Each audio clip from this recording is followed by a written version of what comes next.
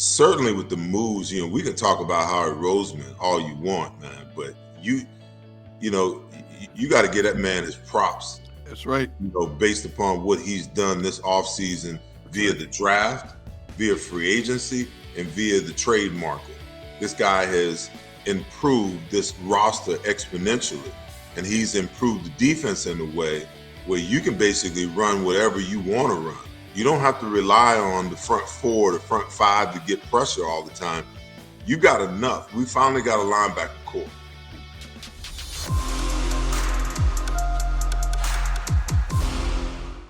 All right, welcome back in, everybody. We are Sports Take, JAKIB Sports YouTube Network on this Friday, Labor Day weekend. Hope you're doing well out there. Hope you get a chance to just chill this weekend. But a week from Sunday, it gets real. It gets very real. And you know who you will be able to catch as soon as that Eagles game ends. It will be D-Gun.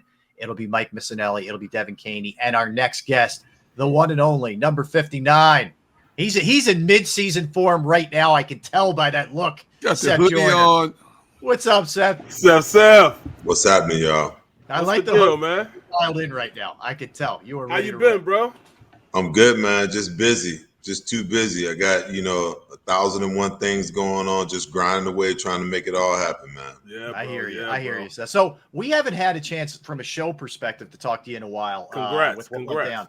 So just give me first off, congrats on the post game. We are so thrilled to have you to be a part of the family, man. That's going to be a lot of fun to watch you have to keep Derek in place every post game show. It's a challenge. Look. The baton is now being passed to you now. Hey, listen, I'm not. Me and D-Gun will be good, man. It's that other guy that I'm worried about. Yeah, that'll be the fireworks between you and Mike should be interesting. Yeah.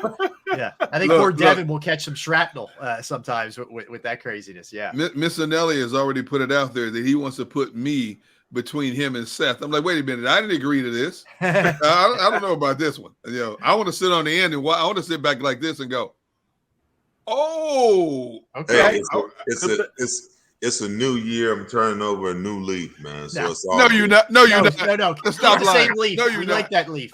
Yes, and the show will be each and every after you have Eagles games at Ocean Casino Resort. You guys don't understand. The real show is when we used to sit up there and watch film. I mean, watch the game together inside the building.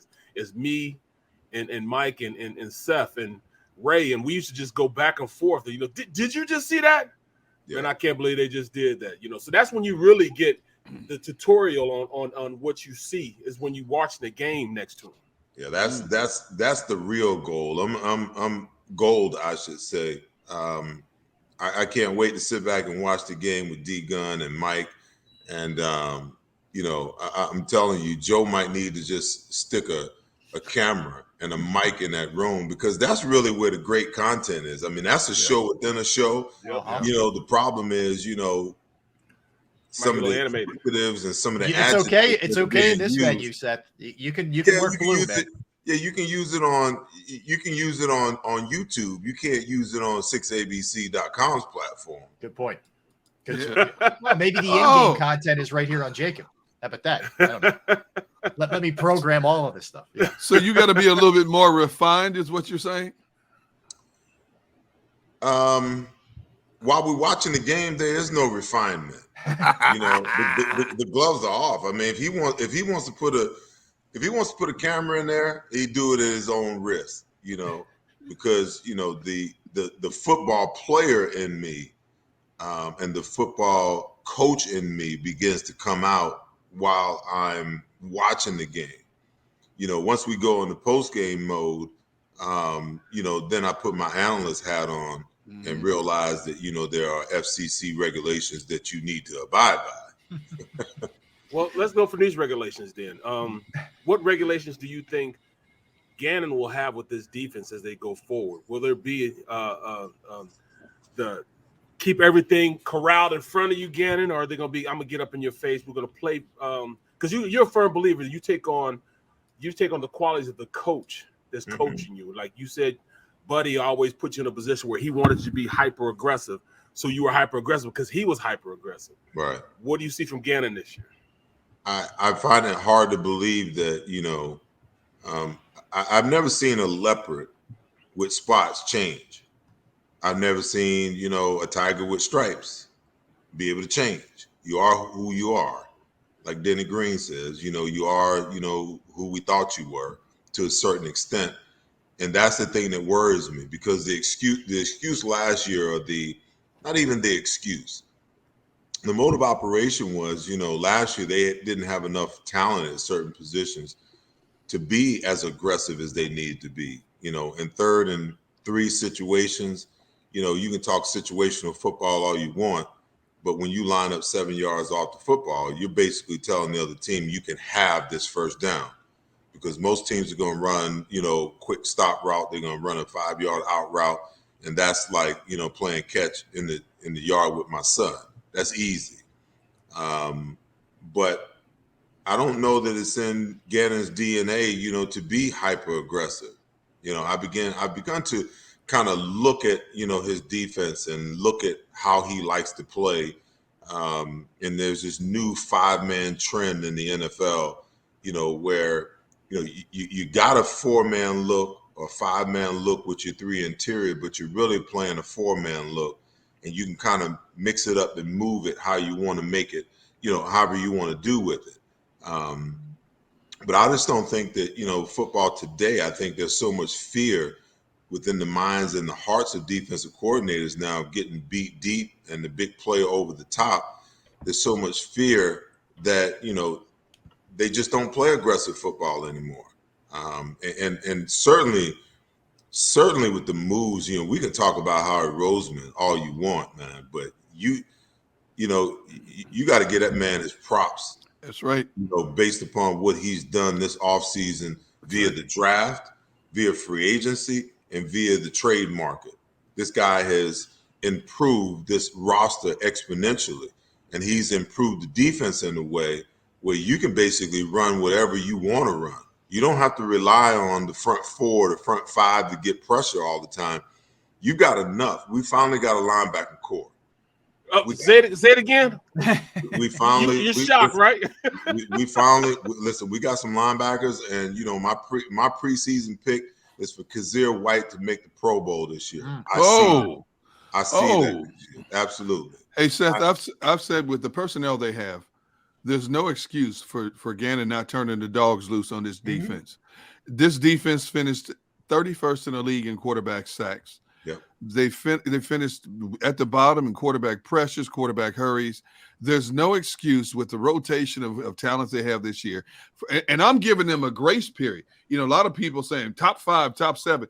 There is no excuse for them not finishing in the top 15 in those categories. I'm going to give them that much of a grace period.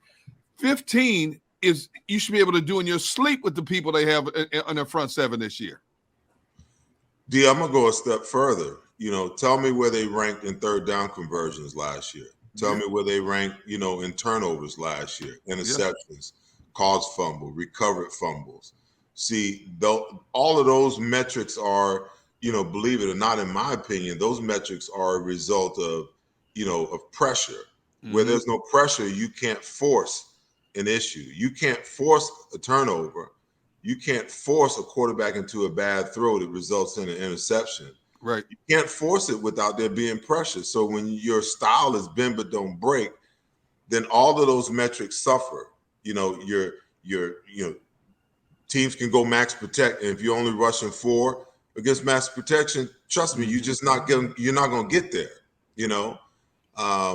So if you don't bring the pressure, then you don't force the action. If you don't force the action, sacks, pressures, interceptions, 3rd down conversions, most importantly, because every time you don't convert, every time you don't get them off the field on 3rd down, you give them 3 more to 4 more downs at you. All of those things suffer under the guise of not being an aggressive style defense, in my opinion.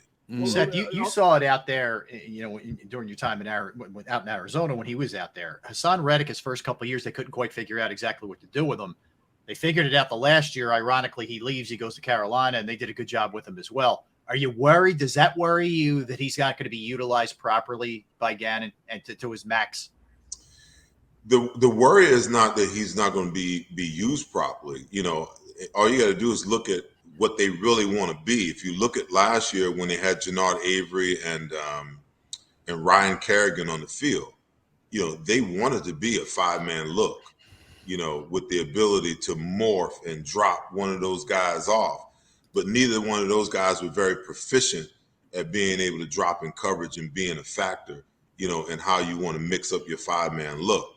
Hassan Reddick gives them that ability because, even though the Arizona Cardinals, screwed up trying to figure out how to use him, in the midst of that, they developed some linebacking skills that allows him to drop, to be in coverage, to do all the things that those aforementioned guys could not do last year in the 5-man look.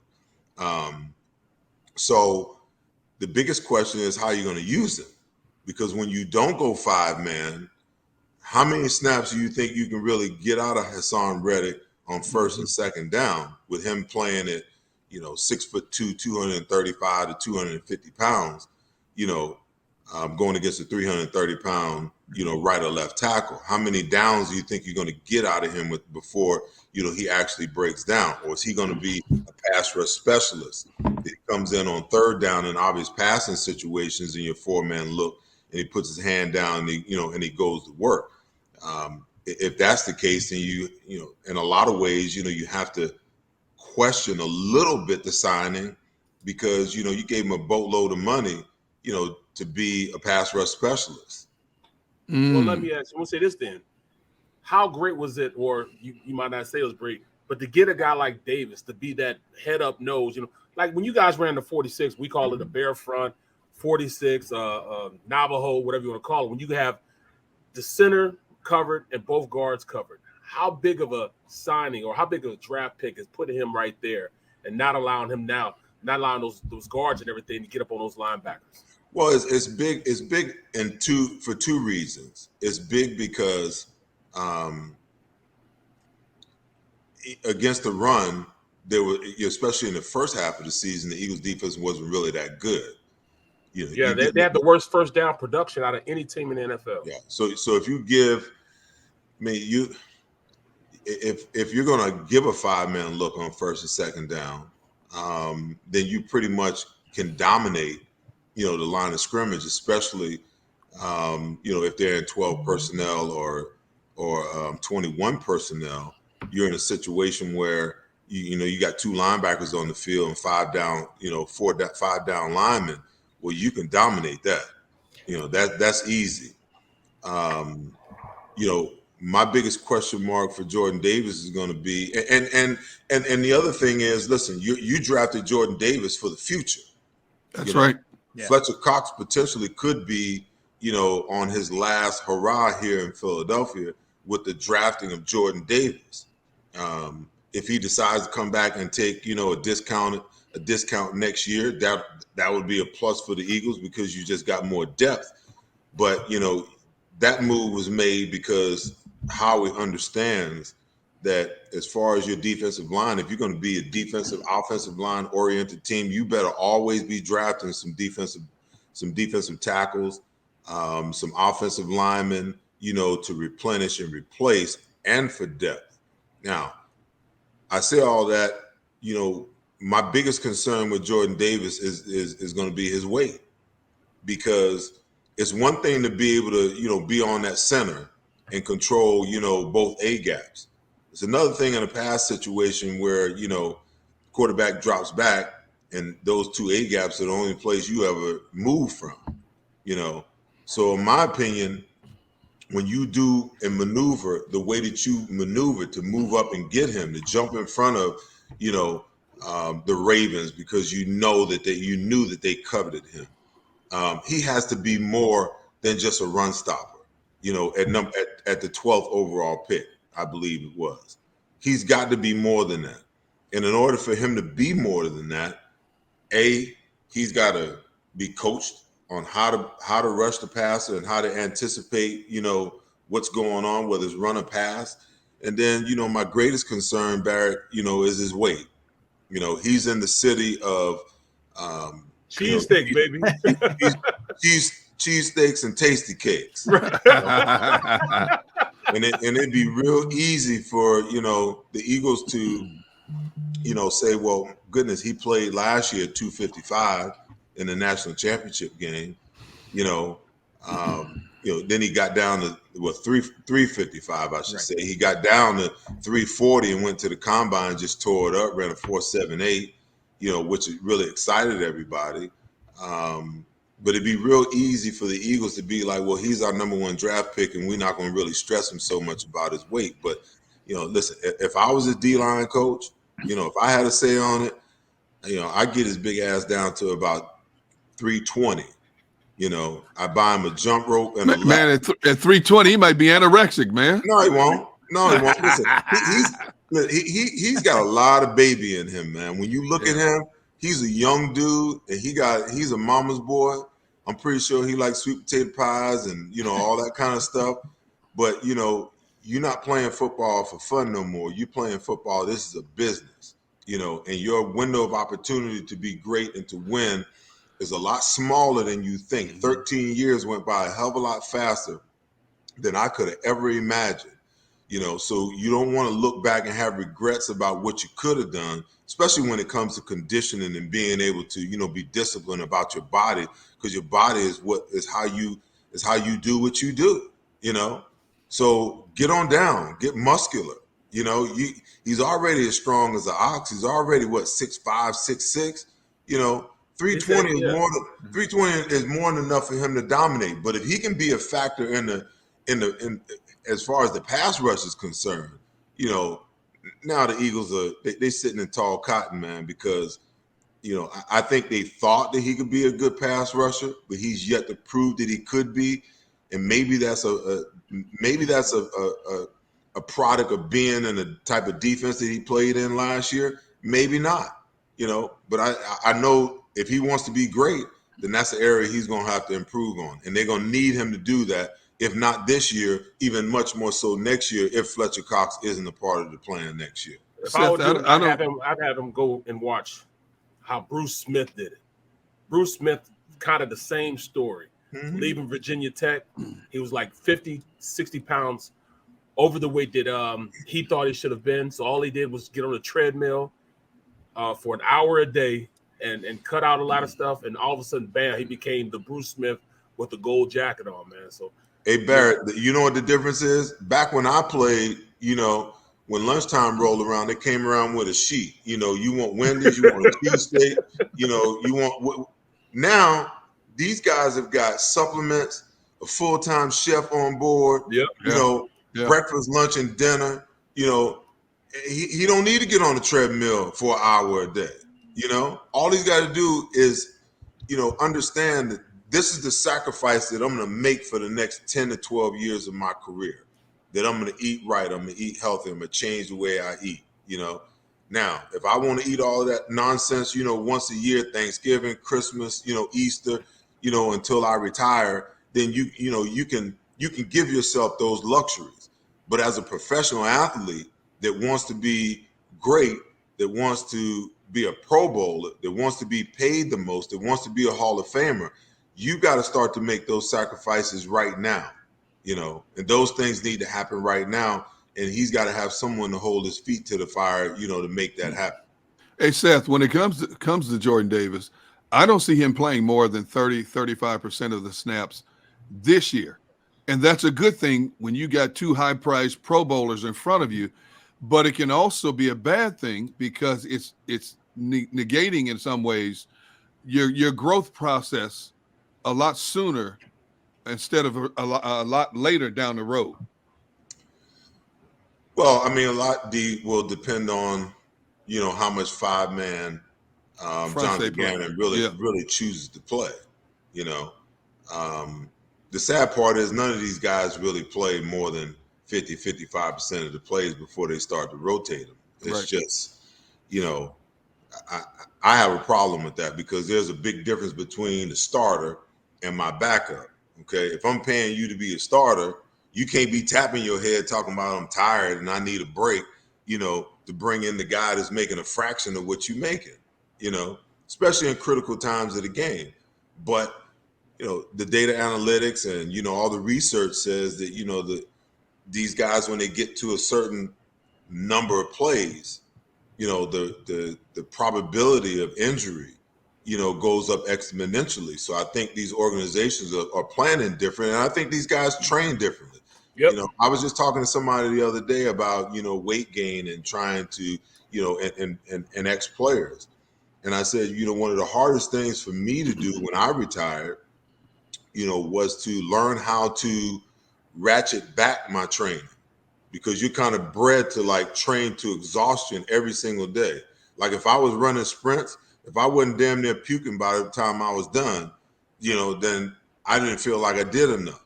When I lifted, if I wasn't shaking when I was leaving the gym, I didn't feel like I did enough. Well, when you retire, I'm just trying to maintain. I'm not training to play anymore. So, but you have to change that mentality. And that's the hard thing. But with these guys today, I don't think they train to that level anymore. It's so in their mind and it's so ingrained into them recovery. Yeah, you got to recover, but you also got to stress your body to get your body to a point, where you can play and you're not gasping after 3 plays. That you have the kind of conditioning where you can play through a 15-play drive. Certain players, it's required. Other players, it's okay, that they get away with only playing 5 of those 15 plays. To me, that's unconscionable, because for me, I got a limited amount of plays in my entire career, and I ain't giving none of them damn plays to my backup. Seth, let me ask you about the secondary, man. They made some nice additions here. They bring in Bradbury from the Giants. They make the late move this week to get Chauncey Gardner-Johnson to add to the safety core there. How good's that group in your estimation? Well, right now, it's just about them finding some continuity. The toughest thing when you bring different guys into the mix that haven't played together for a while, it's very evident that they all have talent. Howie's done a fantastic job of recognizing that, hey, you know what? We need some help on the back end. When Tyreek Hill ran by them 2 damn safeties on the first play, the first thing that Howie said, oh, we got to go get us somebody who understands how to play safety. Kayvon Wallace still thinking at Clemson, looking in the backfield at the quarterback instead of looking at the fastest man on the planet. But those moves were great moves, what he was able to pull off. Now the question is, the biggest question when you have that many guys that you plug in different positions that haven't played together, it's a communication thing. See, because when the Eagles secondary was good, when they were making their run during the Super Bowl, Malcolm Jenkins and Rodney McLeod was still, kind of in his prime.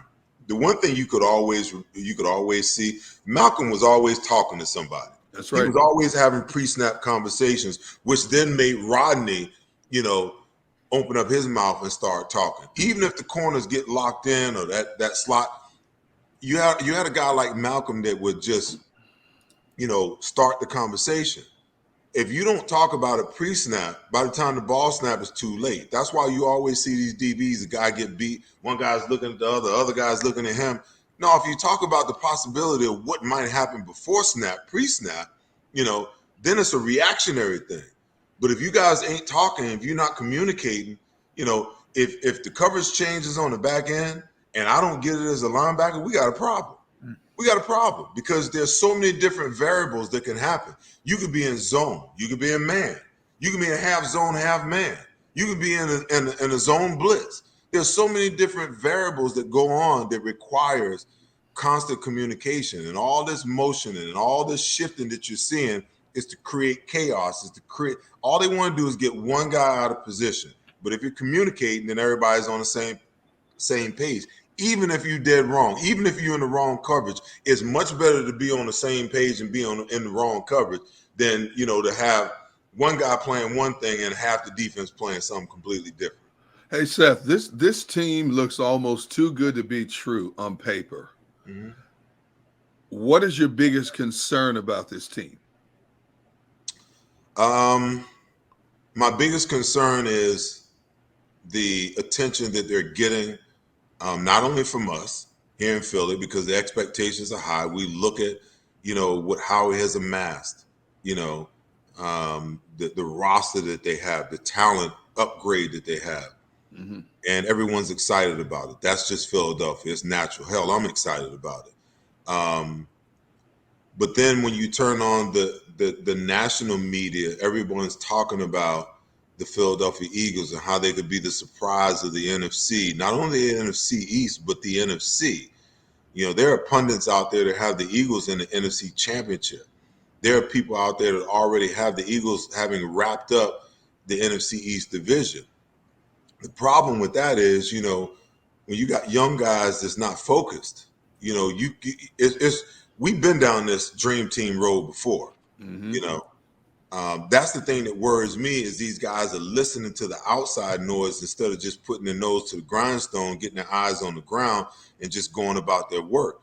Because even though they got the second easiest schedule in the NFL this year, if they think the teams are going to come in and lay down just because, you know, they've been getting all that hype, you know, they're absolutely wrong. They better show up with their asses ready to play, you know, every single Sunday, starting the first one. You know, I've heard some craziness, man. People are like, oh, you know, the greatest thing that could ever happen is for the Eagles to lose the first game. I'm like, why? Right. What? Yeah, but hold on. This is Philadelphia. And when you start talking about the media in Philadelphia, if the Eagles lost the first game, That's do right. you not know that there would be a media firestorm in this city? That's right. That our jobs would be made 1,000 times easier than if they came out and blew out the Lions, because what's the refrain going to be when they beat the Lions by 30 points? Oh, they just the Lions. You know, that's how it goes. But if they get beat, everybody's going to be like, well, man, this team ain't what we thought it was. Now, I'm not advocating that they lose, but I'm just telling you what some of the conversation is like with media people who really want to capitalize, you know, on the emotions of the city. You know, my thing is they've gotten off to a slow start damn near every year since you can remember. Wouldn't it be nice for the Eagles to get off to a 3-0 start, just beat the teams you're supposed to beat, and then just keep it rolling from there? So that's my biggest concern is, you know, can they remain focused in the midst of everybody telling them how good they are? And then obviously, you know, Jalen. You know, I was just going to ask you about that. Yeah. Jalen is. Listen, this is the year he has to prove that he can be the guy. You know, if you stop and you really think about what Howie has done, Howie has pretty much set the table for this organization for the next 3 to 5 years.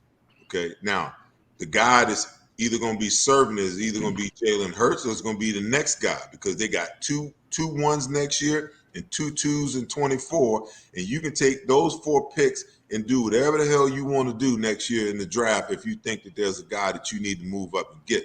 But the table will already be set for that guy when he gets in. He'll just need to hurry up and grow up. With Jalen, with Jalen, I'm of the opinion he's going to have to throw the ball 30 to 35 times per game in order for them to make the determination whether he's the guy. You're not going to hear me, Barrett, talking, oh, y'all need to run the ball. You ain't going to hear that out of me this year.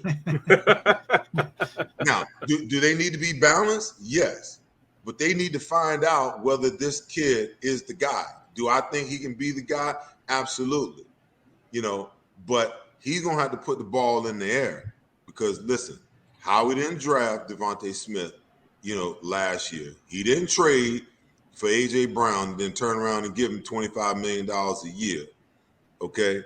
They didn't go get Zach Pascal and Quez Watkins and pay Dallas Goedert all the money they paying him to turn around and hand that damn ball off to Miles, Boston Scott, you know, and Kenneth Gainwell. He going to have to throw that ball this year. I'm sorry. And his completion percentage got to be up around 65%. Turnover ratio got to be at least 5 to 1. You know, third down conversion, he's got to be in the 40 to 45 percentile. That's just a fact. They got to find out whether he's the guy, because they built everything to win now. That's now right. The question is, can he step up? Can he step up and answer the call? By the way, I got to say, Seth, spectacular artwork over your left shoulder, man. What do we have going on there? That sculpture? Oh, other side. Yeah. What is it? It's so you got a lot of African art, man. I'm hanging out with my buddy here in Philly. I'm at his place, and he's got African art all over the place. I wish you could see it. It's Looks like a sweet crib, man. Looks like a nice place. Yeah. Yeah. I like to try to get you guys the view of the Ben Franklin Bridge, but the problem is that the glare off the windows just won't let it happen. I've been trying to set that view up for the last 2 years. It just won't work. The challenges of Zoom. Yeah, that's for sure. Or StreamYard. All right. Lastly, Seth, from me, do they win the division? How much has the disparity? How much has that the gap been closed with the Eagles and the Cowboys in your estimation? Interestingly, I think that with the loss of Tyron Smith, some of the guys, that have exited, the issues that they're having at wide receiver, right now, they only got one that's proven. The door is open. That Monday night game that they play Dallas here in Philly, they have to win that game. There's just no ifs, ands, or buts about it. They have to win that game. I don't know. Because even if they split with Dallas, to me, that's a win. Last year, they lost both games to Dallas by an average of 41.5 points per game. They got their asses handed to them by their most hated rival, and it wasn't even close. It looked like, children playing with grown men. Okay, so in order for them to win the division, I think that they can beat the Giants twice, no question. They can beat the Washington football team, twice. It's going to be hard to beat them twice because I think they're coming. They're a better team. Yeah. Offensively, they're going to be better, but they're beatable. But the linchpin for me is going to be, can they at least split with Dallas and go, 5-1 in the division? Right. If they can do that, then they've got, a legitimate shot at winning. Well, the bell's telling us it's time, Seth. That means it's time to roll, man. Man, it's just 1 o'clock, man. That's all. I hear you. Well, listen, we can't wait. So after each and every Eagles game this season, it'll be yourself, it'll be Mike Missinelli, it'll be D Gunn, it'll be Devin Caney, JAKIB Sports post-game show, Ocean Casino Resort.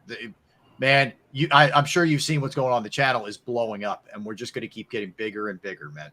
Brother, let me tell you, I'm excited about what's going on at JAKIB Media, but I'm excited, for myself, man. There's so much going on. I'm gonna be in people's living rooms and dens like all week long. Yep. I'm gonna be on with 6abc.com. I'm replacing Jaws doing the Sunday sports. So as soon as me and D Gunn get done at whatever time it is, I'll be jumping in the car, shooting down to 42, getting back to the city for 11:30. Jeez. I've got another little thing in the works. It's actually done. I just can't tell you what it is right now. On Monday, and then Tuesday, I'll be shooting my own show, which you guys will see on TV. Got a great show coming up. We'll be shooting on Tuesday. I got the Diddy coming in to preview with me. I got Lomas Brown coming in to preview, the Lions game. And for the bettors and the fantasy people out there, I got a dude that's coming in, gonna sit in on. I'm just excited, man. I got a lot going on. I'm like the hey man. Leave me a little money, Seth. Leave me a little money. I got like 10 jobs. Only have 10 jobs. You know what? I always say, football season, my grind time, man. Y'all be like, man, where are you at now in the off season? Anywhere I want to be, because you know what? I'm willing to work 8 days a week if I need to during the season. Because for me, it ain't work, man. I'm talking football. I'm talking about what I love. So when the season's over, I decompress, and me and the lady, we get in the air and get to moving around, going to see the world. So that's what it is. I'm looking forward to a great season, man. Love it. All right, Seth, man. Can't wait, man. See you Appreciate next a couple weekend, minutes man. today. All right. Thank you. Got it, guys. All right. Yep. Seth, one of a kind, man. One of a kind. All right, let's get a quickie. We'll sort of recap all that. We come back. We're going to talk to Paul Domowitch. Domo, great piece today, JAKIBsports.com on Dallas Goedert. We'll dig into the offensive side of the ball with Domo when we get back. Derek Gunn, Barrett Brooks, Rob Ellis, Sports Take, JAKIB Sports YouTube Network. Let's talk Pro Action Restoration. Pro Action Restoration is who you turn to if you have a home or a business or a property, you've experienced the inconvenience of a fire or of water damage, smoke, mold, whatever it is, they are there and they're available 24 hours, 7 days a week to assist. I've gone through it. I've called them on a Saturday. They got right out there. They fixed everything. They cleaned everything up. The crew was amazing, professional, clean. And most importantly, the price. The price was reasonable. They are licensed, bonded, fully insured. They're serving the tri-state area and have been for more than 2 decades. Pro Action will work in conjunction with your insurance company as well. It could be any of the above: water, fire, smoke, mold remediation. If you're not sure, call them. They can handle it. 610-623-3760, 610-623-3760, or you can visit them online at proactionrestoration.com. That's proactionrestoration.com.